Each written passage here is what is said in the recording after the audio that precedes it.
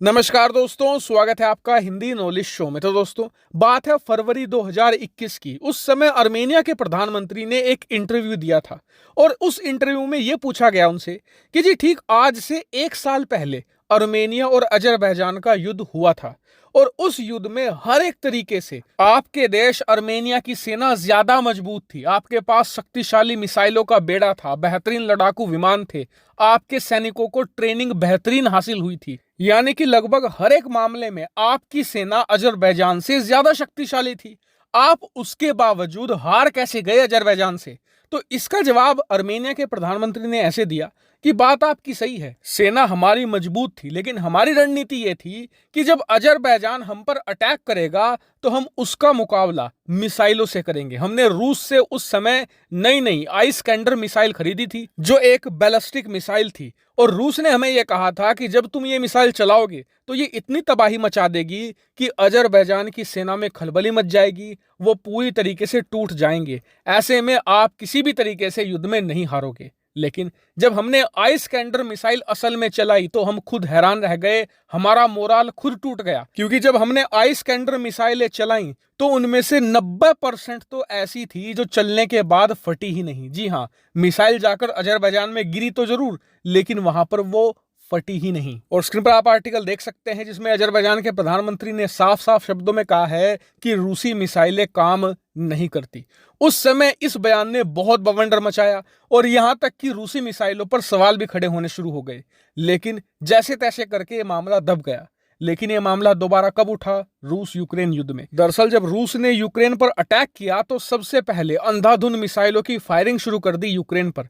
और उस समय काफी इमेज आई थी जिसमें रूसी मिसाइलें यूक्रेन पर गिरती तो जरूर हैं, लेकिन उनमें से ज्यादातर फट ही नहीं रही थी। और तभी से रूसी मिसाइलों पर बड़ा सवालिया निशान लगना शुरू हो गया है। लेकिन आज मैं आपको ये क्यों बता रहा हूं? वो इसलिए क्योंकि रूसी मिसाइलों का ये फेलियर भारत के लिए एक बड़ी सक्सेस बन चुका है। दरअसल अर्मेनिया को अब रूस की बैलिस्टिक मिसाइलों पर एतबार नहीं रहा और वो इन्हें रिप्लेस करना चाहता है और इनकी जगह दूसरी एडवांस बैलिस्टिक मिसाइलें खरीदना चाहता है। इसके लिए अर्मेनिया काफी लंबे समय से खोज कर रहा था और अब उसकी खोज पूरी हो चुकी है। दरअसल खबर आई है कि अर्मेनिया पिछले 2 सालों से भारत से लगातार बेहतरीन रडार सिस्टम तो खरीद ही रहा है, लेकिन अब अर्मेनिया भारत से बैलिस्टिक मिसाइल भी खरीदना चाहता है।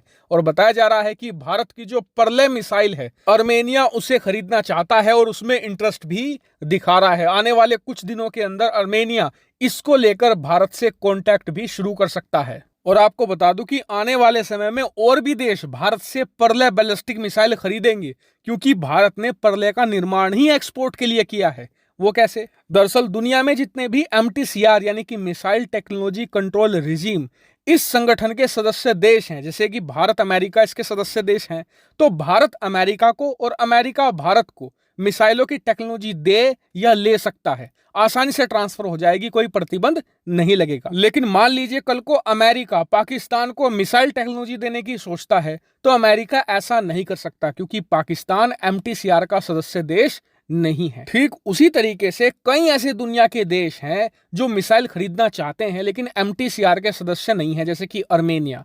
लेकिन भारत ने जो परले मिसाइल बनाई है वो शॉर्ट रेंज कैटेगरी की है, उसकी मैक्सिमम रेंज 500 किलोमीटर है और ये MTCR रूल के अंदर आती है, यानी कि भारत इसका एक्सपोर्ट कर सकता है, इसमें कोई भी रूल ब्रीच नहीं होगा। और इसीलिए भारत ने परले मिसाइल को MTCR रूल देखकर ही पूरी तरीके से डिजाइन किया है। लेकिन हाँ, जब से ये खबर आई है कि भारत अर्मेनिया को बैलिस्टिक मिसाइल दे सकता है, 2 देशों को खूब पेट में दर्द हो रहा है। पहला है तुर्की, दूसरा है पाकिस्तान। और आप जानकर हैरान हो जाओगे कि तुर्की का तो कट्टर दुश्मन है ही अर्मेनिया, लेकिन पाकिस्तान उससे इतनी नफरत करता है कि अर्मेनिया को एक देश भी नहीं मानता। जी हाँ, और इसीलिए भारत अगर परले मिसाइल बेचता है अर्मेनिया को तो इससे हमें मोटा मुनाफा तो होगा ही, साथ ही इन दोनों देशों के जख्मों पर नमक भी रगड़ा जाएगा। साथ ही अजरबैजान को भी मुंह तोड़ जवाब मिलेगा, क्योंकि हाल ही में अजरबैजान ने भी कश्मीर पर खूब कमेंट किए थे। हालांकि मैं इस पूरी डील को ट्रैक करता रहूंगा, जैसे ही कोई बड़ी खबर आएगी मैं तुरंत आपको सूचित करूंगा। Thank you very much for watching video.